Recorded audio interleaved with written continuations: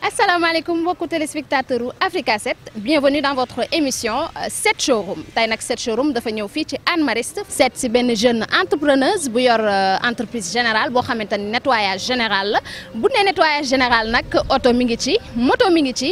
tapis mi ngi ci du ñu def rek lu dul ma ànd ak sama caméraman bu baax bi Pape Sarr ñu dugg ci biir wan leen la fa nekk à tout de suite.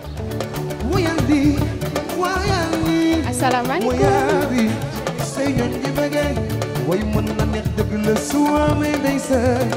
nag Africa 7 yow la seet si woon de Tabounet. waaye gis nga agsi ngeen fii Tabounet lavage Hann Mariste maa ngi nuyu téléspectateurs yëpp voilà bienvenue. moo xam da ngay rab mbaa ngay sukkabam fexeel mu neex ñi ñeewa léegi sambay mayana yi digi naan kii day jàpparaani yi la war def ci sa ñooma. comme ni ma leen ko waxee woon rek amis téléspectateurs u Africa 7 ñu ngi ci seen émission 7 showroom 7 showroom nag nekk émission bi nga xamante ni lépp loo xamante ni jënd ak jaay da ciy dox tey nag dañ ñëwoon fii ci Hann Mariste seeti benn jeune entrepreneuse ñu koy wax rek Tabounet bu nee nettoyage général nag lépp la laal comme nag tungu ne du teew ñu nataal du ma def rek lu dul jox leen Tabounet mu wax ñu moom mooy kan. man la Tabara Soumaré ñu gën ma xam ci Tabounet lavage maa ngi nekk fii Hann Mariste di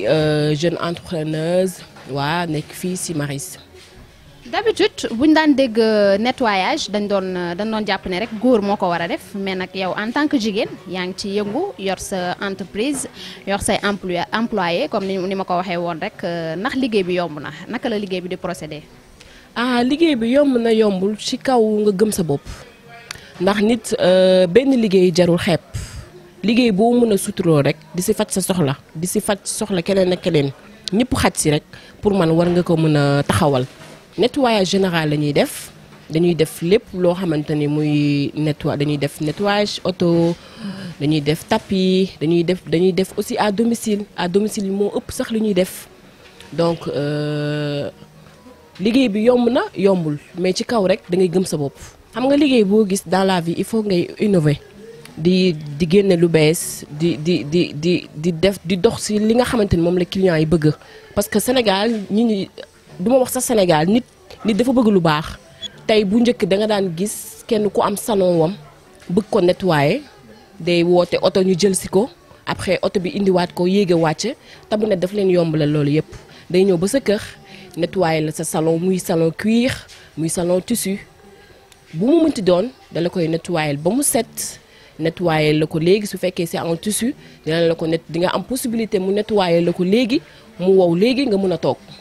donc loolu yëpp ci innovation la Tabounet mi ngi koy def cuir yi aussi tamit des fois nga gis koo xam ne day am cuir entretien cuir ku nga xam ne dafa metti mais dañuy ñëw nettoyer la ko soo paree defaral la ba mu baax. joxaat cuir bi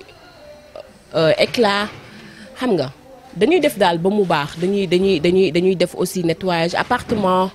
dañuy def nettoyage daal lépp loo xamante ni rek dañ koy def à domicile Tabounet da ciy yëngu def ñu utiliser aussi ay produits de qualité waaw parce que Tabounet fii tout le temps damay préciser di utiliser ay produits de qualité en tout cas daal fii moom am na prix yëpp. waaw parce que duñu def loo xamante ni aussi tamit dafay cher.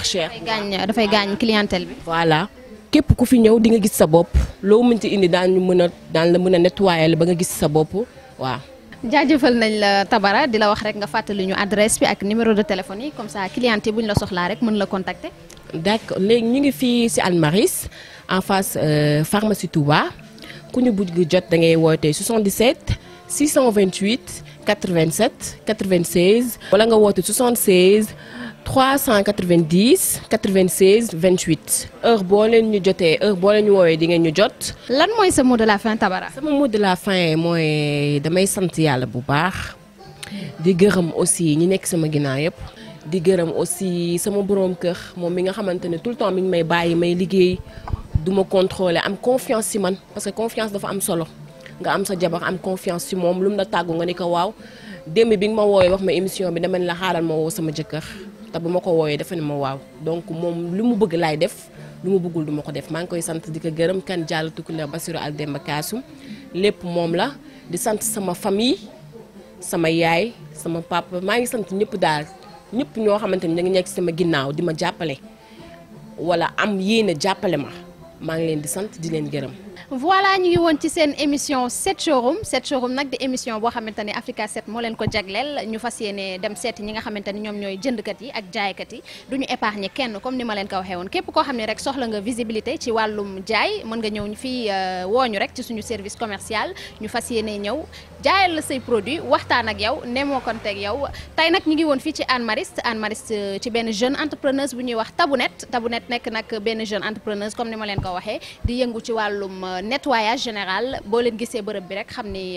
lépp loo xam ne luy nettoyage rek boo leen ko soxlaa di ngeen ko fi fekk lii daal lañ fi jotoon am tey ji ci seen émission 7 showroom di leen jox dig daje ak beneeni jeune ci yeneeni boutique à bientôt.